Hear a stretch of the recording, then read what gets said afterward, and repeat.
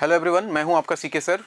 Welcome to video solution of potential and concept entrance test, PCET के नाम से जिसको जानते हैं हम। This is basically scholarship test जो कि क्लास 10 से क्लास 11th मूविंग स्टूडेंट्स के लिए है, जिसके हिसाब से अगर आप जितना अच्छा स्कोर करते हो उसके हिसाब से आपको क्या मिलता है, स्कॉलरशिप मिलता है यहाँ पे एडमिशन के टाइम पे। तो मैं उसके फिजिक्स सॉल्यूशन की बात कर रहा हूँ। मैं बेसिकली फिजिक्स पढ़ाता हूँ, फिजिक्स एंड मैथमेटिक्स, बट आज हम बात कर रहे हैं फिजिक्स वाले क्वेश्चन के सॉल्यूशन की। तो अगर फिजिक्स का क्वेश्चन अगर हम लोग देखें बारी बारी से, तो सबसे पहला क्वेश्चन अगर देखा जाए, एक बार पढ़ते हैं सवाल को। बोल रहा है कि immiscible transparent liquids A B C D and E are placed in a rectangular container of glass with the liquids making lectures according to their densities. अच्छा, बोल रहा है कि एक कंटेनर है ऐसे, उसमें अलग अलग लेयर पे ऐसे लिक्विड भरा हुआ है, ऐसे भरा हुआ है ए बी सी डी ई, ठीक है। और इनका रिफ्रैक्टिव इंडेक्स दिया हुआ है। अगर म्यू का वैल्यू देखो सबका दिया हुआ है, ए का 1.64 है, बी का 1.63 है, सी का 1.61 है, डी 1.64 है एंड ई का जो है वो 1.6 है। आगे क्या बोल रहे हैं, the container is illuminated from the side and a small piece of glass having refractive index 1.61 is gently dropped into the liquid also. The glass pieces as descend downward will not be visible in. बोला कि इस liquid में एक glass का piece डाला जिसका refractive index दिया हुआ है, म्यू ग्लास का कितना दिया है, 1.61। तो बोला कि जब ये नीचे जाएगा तो कौन से लेयर में आके ये इनविजिबल हो जाएगा। तो बेसिकली इनविजिबल हो जाना किस पे डिपेंड कर रहा है, ऑप्टिकल डेंसिटी के ऊपर, यानी कि उसका रिफ्रैक्टिव इंडेक्स, उसका म्यू का वैल्यू क्या है। जहां पे म्यू का वैल्यू एग्जैक्टली सेम हो जाएगा वहां पे वो जो ग्लास स्लैब है वो इनविजिबल हो जाएगा। तो अगर ध्यान से देखो तो पहले वाले का था 1.64, दूसरे वाले का देखो तो अगर था 1.63, तीसरे वाले का था 1.61, चौथे वाले का था 1.64 और इसका था 1.6, ठीक है, ऐसा दिया हुआ है। और जो ग्लास हमने डाला है उसका रिफ्रैक्टिव इंडेक्स कितना है, 1.61। तो ध्यान से देखो कि 1.61 किसके साथ मैच कर रहा है, सी के साथ, यानी कि जब ये सी से पास होगा, जब यहां पहुंचेगा तो एग्जैक्टली दोनों का ऑप्टिकल डेंसिटी सेम हो जाएगा, यानी कि रिफ्रैक्टिव इंडेक्स दोनों का सेम हो जाएगा। तो ये जो ग्लास स्लैब है यहाँ पे आके क्या हो जाएगा, इनविजिबल हो जाएगा। ये बिल्कुल वही कहानी हो गई, पानी में पानी मिलाने वाला केस है। पानी का रिफ्रैक्टिव इंडेक्स सेम होता है, तो अगर वाटर में वाटर को मिक्स कर दो तो आपको पता नहीं लगेगा कौन सा कहाँ गया, बिल्कुल सेम कहानी है। तो इसके साथ मैच कर रहा है, तो इसका आंसर हो जाएगा सी। तो लिक्विड सी ओनली, यानी कि इसका आंसर हो जाएगा B. First question option number B. बहुत ही सिंपल सा सवाल। क्वेश्चन नंबर 2 पे अगर हम चले, क्वेश्चन नंबर 2 ध्यान से देखो। बोल रहा है light travels from medium X to medium Y as shown in the adjacent figure. देखो ध्यान से, एक्स से वाई की तरफ जा रहा है और यहाँ पे कहीं ना कहीं आपको रिफ्रैक्शन का फेनोमेना देखने के लिए मिल रहा है। देखना, ये मीडियम एक्स है, ये मीडियम वाई है, एक लाइट रे आया, इस बाउंड्री पे टकराया और यहाँ पे अगर हम नॉर्मल ड्रॉ करें तो आप ध्यान से देख सकते हो लाइट रे जाना इधर चाहती थी, लेकिन ये थोड़ा सा नॉर्मल की तरफ बेंड हो चुकी है। और नॉर्मल की तरफ बेंड हुई, इसका मतलब यह है कि जब लिक्विड रेयरर से डेंसर मीडियम में जाती है तो वो थोड़ा सा नॉर्मल की तरफ बेंड होती है। मतलब अगर इसका रिफ्रैक्टिव इंडेक्स मैं म्यू एक्स बोल दूं और इसका रिफ्रैक्टिव इंडेक्स मीडियम का म्यू आई बोल दूं, तो मुझे एक बात पता लग चुका है कि mu X is less than mu Y. मतलब ये वाला मीडियम रेयरर मीडियम था और ये वाला मीडियम क्या था, डेंसर मीडियम था। अच्छा, इससे क्या पता लगा, आगे पढ़ते हैं। तो बोल रहा है कि both the speed and frequency decreases, speed increases frequency decreases. Speed, frequency और वेवलेंथ की बात कर रहा है। जब इस मीडियम से दूसरे मीडियम में आएगा लाइट रे, तो उसके स्पीड पे, फ्रीक्वेंसी पे और वेवलेंथ पे क्या फर्क पड़ेगा।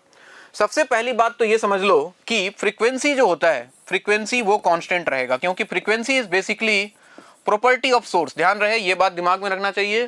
फ्रीक्वेंसी जो होता है वो सोर्स का प्रॉपर्टी होता है। जब तक सोर्स चेंज नहीं होगा तब तक फ्रीक्वेंसी चेंज होने वाला नहीं है। तो इस मीडियम से दूसरे मीडियम में फ्रीक्वेंसी कांस्टेंट रहने वाला है। अगर स्पीड की बात करते हो तो v, ध्यान से देखो, रिफ्रैक्टिव इंडेक्स को हम लिखा करते हैं mu is equal to C divided by V. Mu जो होता है वो इनवर्सली प्रोपोर्शनल टू स्पीड होता है, यानी कि जिसका रिफ्रैक्टिव इंडेक्स ज्यादा होगा उसका स्पीड भी ज्यादा होगा। अगर ध्यान से सोचो, सॉरी, जिसका रिफ्रैक्टिव इंडेक्स ज्यादा होगा उसमें स्पीड क्या होगा, कम होगा। इनवर्सली रिलेशन है। तो ध्यान से देखो, मैंने क्या बोला, एक्स और वाई में रिफ्रैक्टिव इंडेक्स किसका ज्यादा है, वाई का। तो वाई का अगर रिफ्रैक्टिव इंडेक्स ज्यादा है, मतलब रिफ्रैक्टिव इंडेक्स ज्यादा है, तो वहां पे स्पीड कम हो जाएगा, यानी कि v in y should be less than v in x। पहला कहानी। और दूसरा, फ्रीक्वेंसी की बात करें तो याद करो v equal to F lambda, ये वाला फॉर्मूला। फ्रीक्वेंसी तो कांस्टेंट है, तो v is directly proportional to lambda, यानी कि v अगर कम है तो लेमडा भी कम होगा, v ज्यादा है तो लेमडा भी ज्यादा होगा, यानी कि बोल सकता हूं lambda y will also be less than what, lambda x। ये कहानी होगा। अब बाकी ऑप्शंस पढ़ते हैं।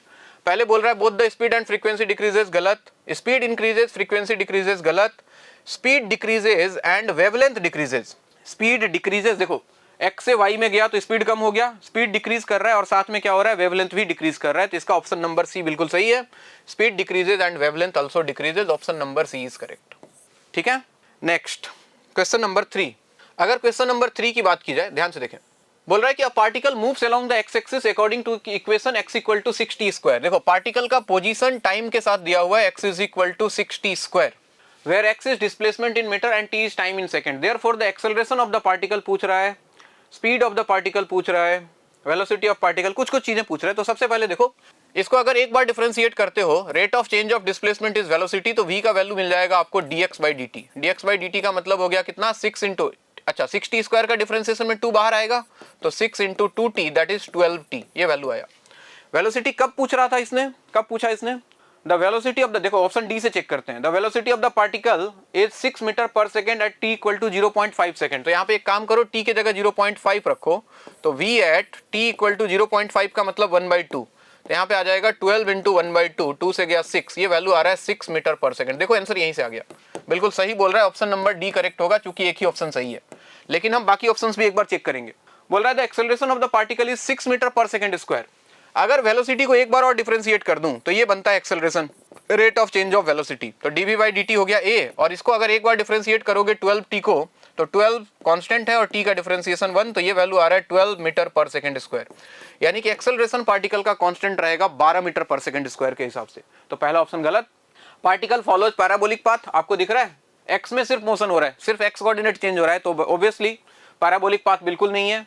Each second the velocity of the particle changes by 9.8 meter per second square, 9.8 meter per second, ये बेसिकली एक्सेलरेशन की बात कर रहा है कि पर सेकंड वेलोसिटी कितने से चेंज हो रहा है, तो एक्सेलरेशन कितना है 12 मीटर पर सेकंड स्क्वायर, यानी कि एक सेकंड में वेलोसिटी चेंज हो रहा है 12 मीटर पर सेकंड से।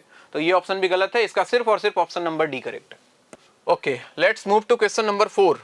क्वेश्चन नंबर 4 देखो जी, न्यूटन्स लॉ क्या बोल रहा है, the reaction force does not cancel the action force because, reaction force action force को कैंसिल क्यों नहीं करता है। अगर आप ये बात न्यूटन्स लॉ आपने अगर अच्छे से पढ़ा है तो आपको ये बात पता होगा कि एक्शन रिएक्शन पेयर जो होता है वो कभी भी सेम बॉडी पे एक्ट नहीं करता है, हमेशा डिफरेंट बॉडीज पे एक्ट कर रहा है। यानी कि जैसे ये वॉल है, एक वॉल है, अगर तुमने इस पे फोर्स लगाया F, ठीक है, इस वॉल के ऊपर, या फिर यहाँ पे तुमने एक, ऐसे समझ लो, जैसे मान लो ये ब्लॉक है, ठीक है, यहाँ पे एक ब्लॉक है, ऐसे ये A है, ये B है, तो अगर A B के ऊपर नॉर्मल रिएक्शन लगा रहा है, अगर B के ऊपर देखोगे, B के ऊपर, तो अगर A उसके ऊपर नॉर्मल रिएक्शन लगा रहा है N, तो सेम नॉर्मल रिएक्शन B जो है वो A के ऊपर लगाएगा।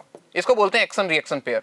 और एक्शन रिएक्शन पेयर की खास बात क्या होती है, मैग्नीट्यूड सेम होगा और दो डिफरेंट बॉडीज पे लगेगा अपोजिट डायरेक्शन में।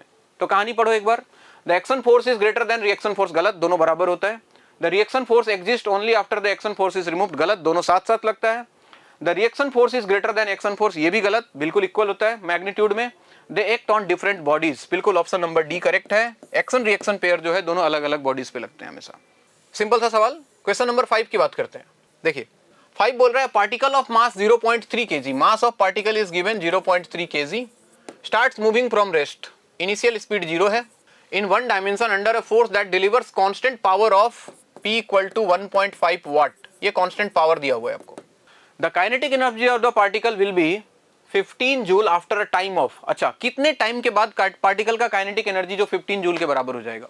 देखो पावर का एक सिंपल सा फॉर्मूला यूज कर रहा हूं, P इक्वल टू होता है F into V, force into velocity, इसको यूज करते हैं 1.5, फोर्स को हम लिख सकते हैं mass into acceleration into V equal to 1.5 mv, एक काम करो एक्सेलरेशन को लिख लो आप dv by dt is equal to 1.5, और m तो कांस्टेंट है, v dv, एक काम करते हैं dt को उधर ले जाते हैं, ये बन गया 1.5 इंटू dt, और हमने क्या किया बोथ साइड इंटीग्रेट कर दिया, जो कांस्टेंट है उसको बाहर रखा है, 1.5 कांस्टेंट है, m कांस्टेंट है। जब टाइम 0 था, देखो लिमिट लगा रहा हूं, जब टाइम 0 था तो इनिशियल स्पीड पार्टिकल का 0 था। मान लो कि किसी टाइम t में पार्टिकल का स्पीड v हो गया, लेट अस अज्यूम ऐसा कुछ हुआ, m का वैल्यू गिवन है 0.3 रख देता हूं, तो 0.3 इंटू v का इंटीग्रेशन हो जाएगा v स्क्वायर बाई 2, या फिर एक काम करो m को रहने दो, काइनेटिक एनर्जी लेके आना, v को लिख लिया हमने v square divided by 2, limit चल रहा है 0 से v, और इधर देखो तो 1.5 इंटू dt का इंटीग्रेशन हो गया t, लिमिट चल रहा है 0 से लेके t। अब थोड़ा सा सॉल्व करते, देखो सबसे पहले क्या करते हैं, अपर लिमिट पुट करेंगे यहाँ v के जगह पे, तो ये v स्क्वायर बनेगा, 0 रखोगे तो 0 बनेगा, तो ये वैल्यू आ जाएगा m into V square minus 0 divided by 2, ठीक है, इक्वल टू RHS में देखो तो 1.5 इंटू टी माइनस 0, यहाँ से देखो तो ये वैल्यू बन रहा है half M V square is equal to 1.5 T, और ध्यान से सोचो तो half M V square is kinetic energy, यानी कि काइनेटिक एनर्जी बेसिकली 1.5 टी के इक्वल आ गया, और काइनेटिक एनर्जी आपको दिया हुआ है कितना होना चाहिए 15 जूल के इक्वल, तो 15 इक्वल टू 1.5 टी, यहाँ से टी का वैल्यू निकालोगे 15 डिवाइडेड बाई 1.5, तो ये वैल्यू आ जाएगा कुछ 10 सेकंड के आसपास, यानी कि 10 सेकंड के बाद पार्टिकल का काइनेटिक एनर्जी जो है वो कितना हो जाना चाहिए 15 जूल हो जाना चाहिए। तो इसका आंसर हो जाएगा बी, ऑप्शन नंबर बी। ठीक है, लेट्स मूव टू क्वेश्चन, थोड़ा सा अच्छा सवाल, थोड़ा सा let's move to question number 6। लेकिन जब आप क्लास 11th में आओगे तो ये सवाल आपको बहुत आसान लगने लग जाएगा। अभी आप क्लास 10 पास किया है आपने, तो हो सकता है थोड़ा सा डिफिकल्ट ये सवाल लगा हो, लेकिन बहुत ज्यादा नहीं। Let's move to question number 6। बोल रहा है कि Netra who is back bencher, अच्छा एक लड़की है जो कि बैक बेंचर, बैक बेंचर मतलब क्लास में जो पीछे बैठते हैं, जैसे आप लोग भी होंगे बैक बेंचर, आप लोगों में से बहुत लोग होंगे जो पीछे बैठना पसंद करते होंगे, वैसे एक स्टूडेंट की बात की जा रही है। बैक बेंचर्स बहुत स्मार्ट होते हैं भाई, याद रखना ये बात। Discovers one day in the class that she is unable to discern the details on the black board very well. एक दिन उसको एहसास हुआ कि जब वो पीछे बैठी है तो बोर्ड पे लिखा हुआ चीज उसको साफ साफ नहीं दिख रहा है, मतलब बोर्ड दूर था, ऑब्वियसली वो सबसे पीछे बैठी थी, यानी कि दूर की चीजें उसको क्लियर दिखाई नहीं दे रही हैं, ऐसा उसको लगा। When she visits an optician, जब डॉक्टर के पास गई तो he prescribes glasses for her. Which of the following statement is false? कौन सा स्टेटमेंट गलत है? ध्यान रखना, ये फॉल्स पढ़ना बहुत जरूरी है। लोग क्या करते हैं, सही टिक करके आ जाएंगे, जनरली ऐसे सवालों में गलती होता है। अब ध्यान से सोचो, सबसे पहले ये बहुत बेसिक चीज है जो आपने पढ़ा होगा कि जब दूर की चीजें क्लियर दिखाई ना दें तो उसको हम लोग बोलते हैं मायोपिया, जिसको दूर दृष्टि दोष बोलते हैं ना, distant objects are clearly not visible. तो सबसे पहले उसको जो बीमारी है वो कौन सा बीमारी है, उसको बीमारी है मायोपिया की। और याद करो, मायोपिया में पढ़ा होगा, इसको दूर करने के लिए डॉक्टर जो लेंस प्रिस्क्राइब करता है that is basically concave lens, ये इसका सॉल्यूशन होता है। अब इस पे बेस्ड ऑप्शंस पढ़ लो एक बार, कौन गलत है वो ढूंढना है। सी सफर्स फ्रॉम मायोपिया सही है, where the far point is nearer than the black board बिल्कुल सही है, पहला ऑप्शन करेक्ट है। A concave lens with suitable power can be help correct her vision बिल्कुल सही है, कनकेव लेंस यूज करते हैं, second option is also correct. Her eye is defective and is forming images in front of retina, बोल रहा है कि उसका आंख खराब हो चुका है, मतलब डिफेक्टिव मतलब ये नहीं कि बेकार हो गया है, खराब हो गया है, कुछ बीमारी आ गया उसमें, जो कि इमेज जो है वो रेटिना के सामने बना रहा है, बिल्कुल सही बोल रहा है। इमेज एक्चुअली रेटिना पे बनना चाहिए, रेटिना पे इमेज बनता है तो आपको क्लियरली विजिबल होता है, लेकिन रेटिना पे नहीं बन रहा है, तो third option is also correct. Fourth option, a concave lens और a convex lens may be used to correct her vision, बोल रहा है कि कनकेव या कन्वेक्स कुछ भी कर सकते हैं, नहीं, we can use only concave lens. So इसका आंसर हो जाएगा 4, जो कि गलत है ऑब्वियसली। तो 4 देखो कहां पे दिख रहा है आपको, option number D, so D is correct, मतलब फॉल्स स्टेटमेंट है बेसिकली। क्वेश्चन नंबर 7 क्या बोल रहा है, the centre of gravity of a body coincides with the centre of mass. कब सेंटर ऑफ ग्रेविटी और सेंटर ऑफ मास कब coincide करता है?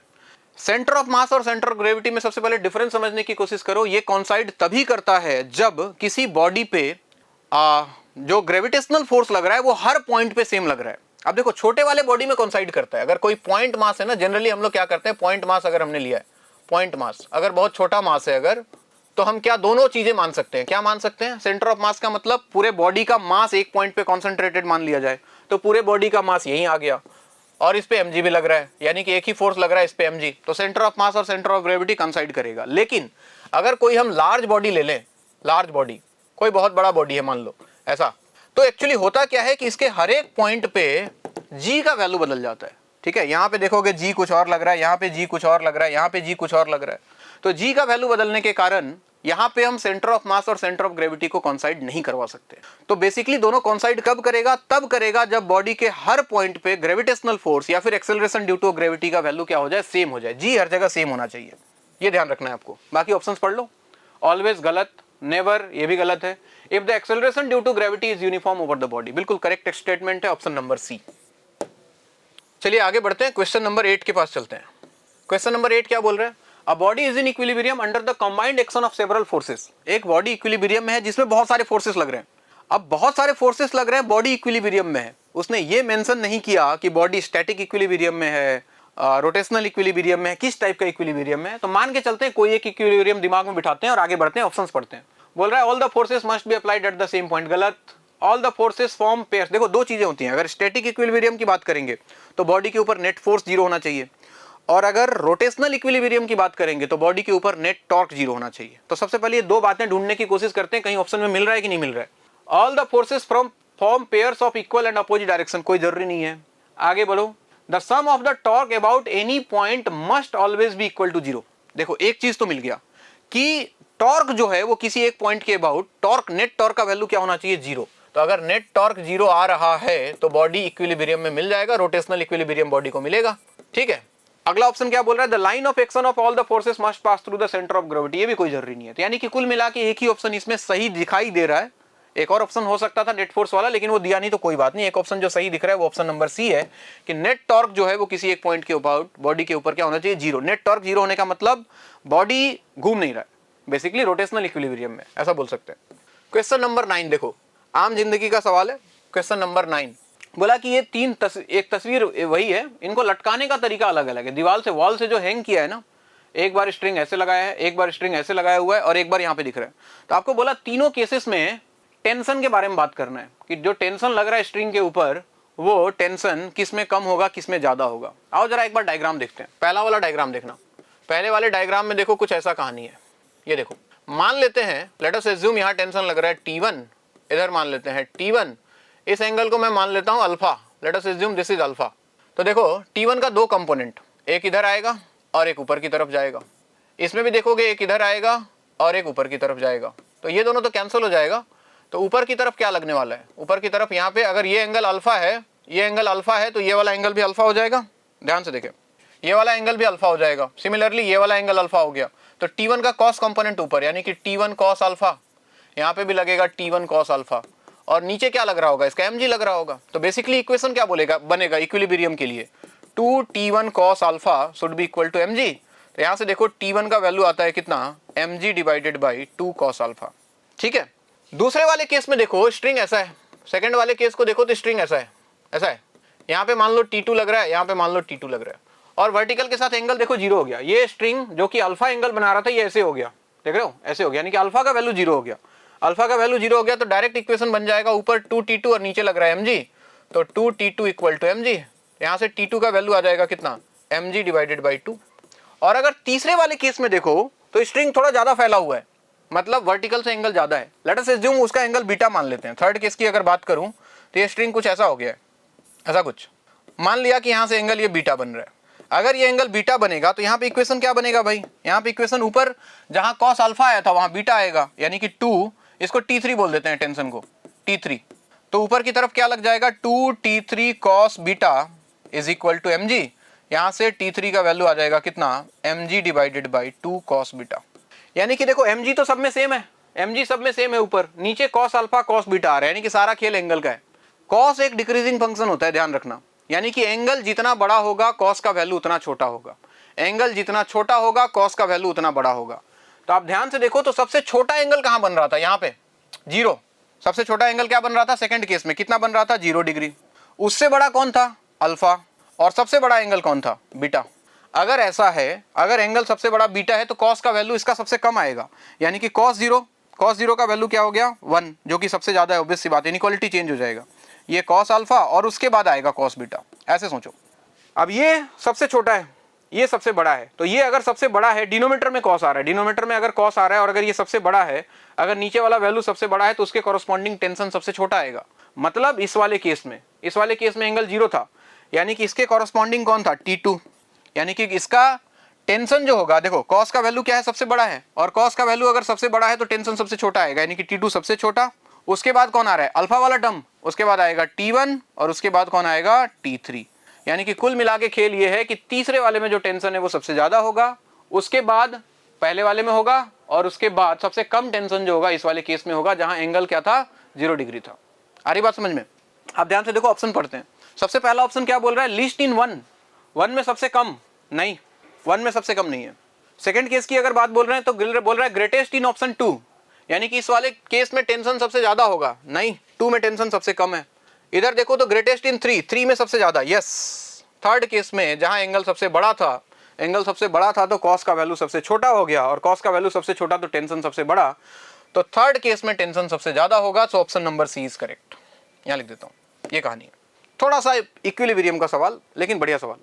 क्वेश्चन नंबर 10 देखिए, बोल रहा है if a force acting is conservative only when, अगर कोई फोर्स कंजर्वेटिव है तो क्या कहानी है। कंजर्वेटिव फोर्स है तो देख लो, ऑप्शंस पढ़ लो। कंजर्वेटिव फोर्स है तो सबसे पहले दिमाग में बिठा लो कि किसी क्लोज लूप में अगर कोई पार्टिकल उस फोर्स के कारण मूव कर रहा है तो उस फोर्स का जो नेट वर्क डन जो आएगा उस फोर्स का वो 0 आएगा। तो देखो पहला ऑप्शन वही बोल रहा है, work done by this force is zero when the particle moves once around any close path. कोई भी कंजर्वेटिव फोर्स हो, उस फोर्स के कारण एक क्लोज लूप में जो वर्क डन होता है वो जीरो होता है। तो ऑप्शन नंबर ए बिल्कुल सही है इसका, बाकी ऑप्शन पढ़ो ना पढ़ो आपकी इच्छा है। It obvious Newton's third law, गलत। It's work is the change in kinetic energy of the particle. देखो work done by all the forces is equal to change in kinetic energy, यहाँ पे सिर्फ कंजर्वेटिव फोर्स की बात कर रहा है। It is not a frictional force, कुछ और भी हो सकता है, ठीक है। कंजर्वेटिव फोर्स बहुत सारे हैं दुनिया में, कोई जरूरी नहीं है कि सिर्फ फ्रिक्शन फोर्स नहीं हो। सो option number A is correct.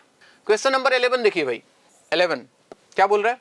A trolley of mass 200 kg carrying a sandbag of mass 20 kg is moving on a frictionless horizontal track। देखना, बोला कि एक ट्रॉली है ऐसा और ये इधर जा रहा है with a speed of 36 kilometre per hour.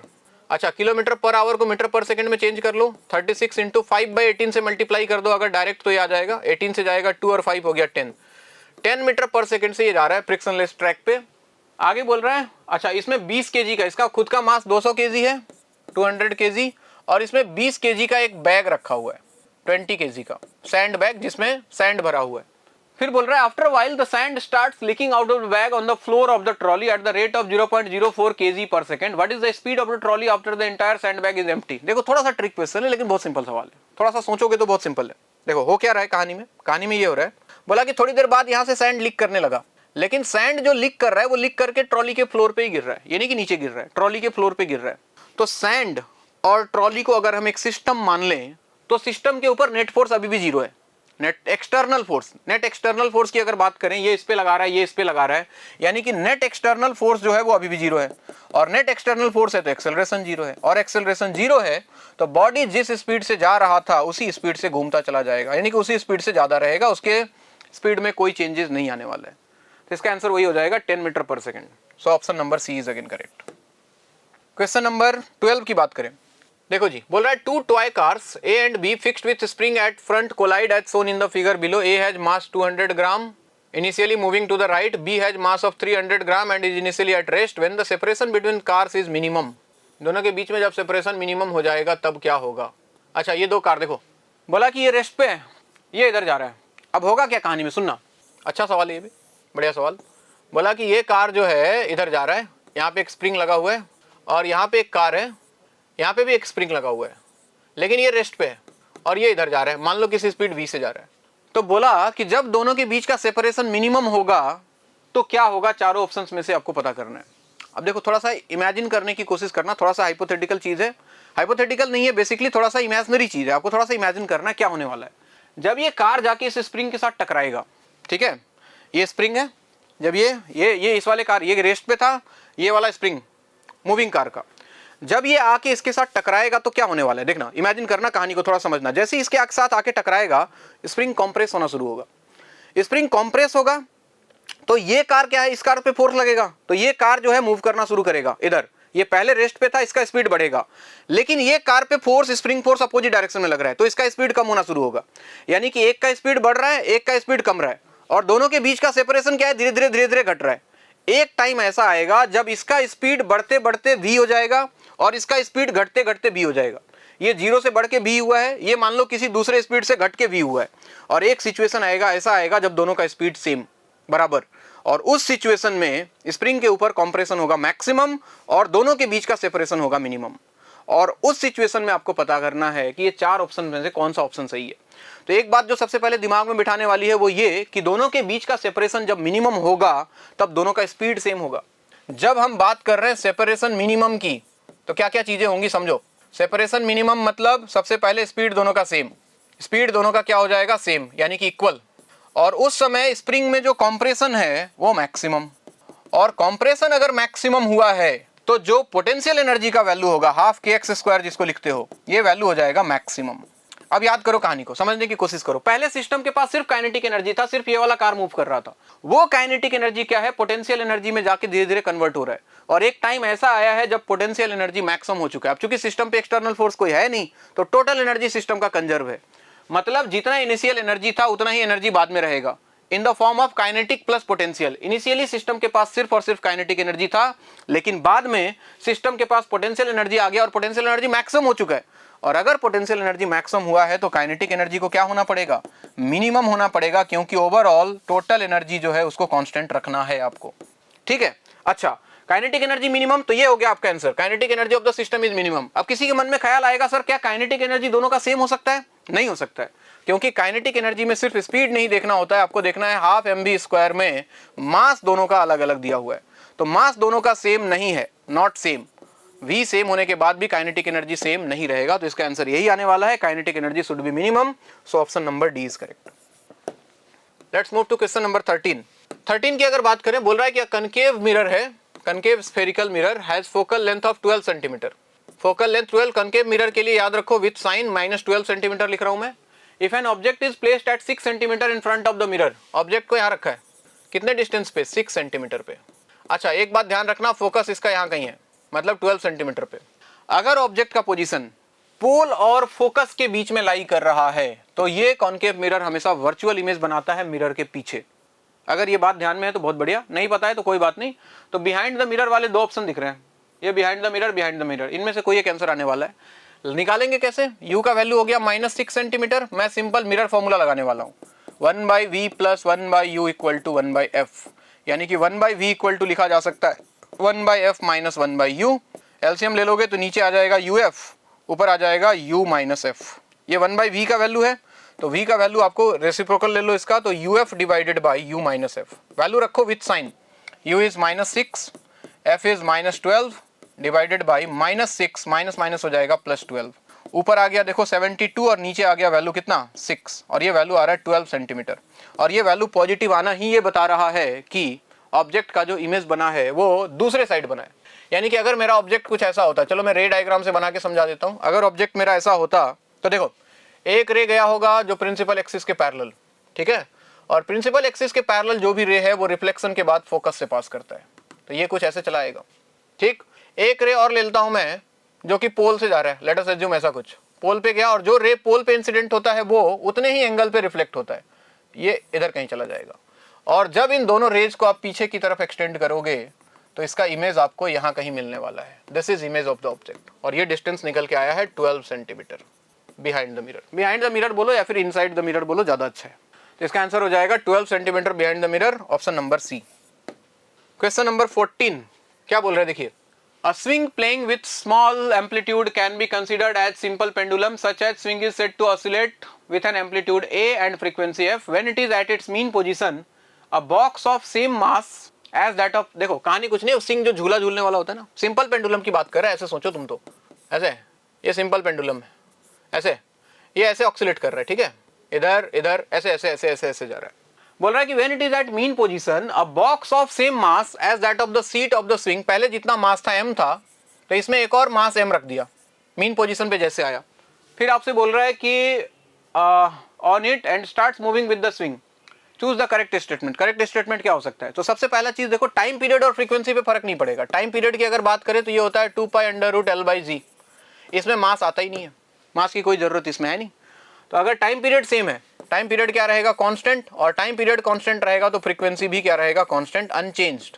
और एम्पलीट्यूड बदलेगा क्योंकि मास डबल हो गया, तो नीचे जो फोर्स लग रहा है mg उसका वैल्यू बढ़ जाएगा, तो एम्पलीट्यूड घट जाएगा, बेसिकली एम्पलीट्यूड इसका डिक्रीज करेगा, और फ्रीक्वेंसी क्या है? कांस्टेंट रहेगा, टाइम पीरियड कांस्टेंट रहेगा। तो बाकी चीजें देख लो क्या दिख रहा है आपको, amplitude is reduced half of initial value, frequency is doubled, गलत, amplitude is reduced half of initial value and frequency is unchange, बिल्कुल ऑप्शन नंबर 20 करेक्ट, ये कहानी है। एंड लास्ट क्वेश्चन नंबर 15 की अगर बात करें, क्वेश्चन नंबर 15 तो बोला जा रहा है कि एसर्शन रीजन सवाल है, ध्यान से सुनना। एक स्टेटमेंट दिया है, दूसरा उसका रीजन दिया है, फिर ऑप्शंस कलेक्ट करना है आपको। पहला बोल रहा है the velocity of a particle may very even when its speed is constant. Speed constant रखते हुए क्या वेलोसिटी को चेंज किया जा सकता है? यस, क्योंकि वेलोसिटी क्या है? वेक्टर क्वांटिटी, स्पीड क्या है? Scalar quantity. तो वेलोसिटी चेंज होने के लिए अगर सिर्फ डायरेक्शन चेंज हो तब भी पॉसिबल है। मतलब याद करो, सर्कुलर मोशन, सबसे बढ़िया एग्जांपल इसका क्या हो सकता है? Circular motion. अगर कोई पार्टिकल सर्कल पे घूम रहा है या फिर किसी स्ट्रिंग में बांध के ऐसे तुम बॉल को घुमा रहे हो, इमेजिन करो, ठीक है, इसका स्पीड अगर देखोगे किसी टाइम पे v है, ठीक है, कहीं भी देखोगे यूनिफॉर्म सर्कुलर मोशन, यहाँ पे भी इसका स्पीड क्या है? v है, लेकिन इसका डायरेक्शन बदल गया, यहाँ वेलोसिटी का डायरेक्शन ऊपर था, यहाँ वेलोसिटी का डायरेक्शन लेफ्ट की तरफ है। यानी कि स्पीड तो कांस्टेंट है but velocity is not constant, so this is possible in case of circular motion. पहला स्टेटमेंट सही है। रीजन क्या दे रहा है? The particle is moving in circular path. देखो वही जो मैं एक्सप्लेन कर रहा हूं वही रीजन है उसका। अगर सर्कुलर पाथ में कोई पार्टिकल मूव कर रहा है तो उसका स्पीड कांस्टेंट रहेगा, और साथ में उसका डायरेक्शन चेंज हो रहा है वेलोसिटी का, मतलब वेलोसिटी इज वेरिएबल। तो असर्शन भी सही है, रीजन भी सही है, and reason is correct explanation for the given assertion. So इसका आंसर हो जाएगा both A and R true and R is correct explanation to A. So option number C. तो ये था हमारा फिजिक्स का पेपर, बहुत ही बेसिक, बहुत ही, कुछ सवाल सिंपल भी थे, कुछ सवाल कॉन्सेप्चुअल भी थे। अभी आपको थोड़ा सा टफ लग सकता है, लेकिन जब आप एक बार क्लास 11th में आके किसी अच्छे कॉन्सेप्ट के साथ, किसी अच्छे टीचर के साथ जब पढ़ाई शुरू करोगे आप, तो ये सब सवाल आपको बहुत ईजी लगेंगे, बहुत ही कॉन्सेप्चुअल सवाल है। तो आज की कहानी यहीं तक। Thank you so much.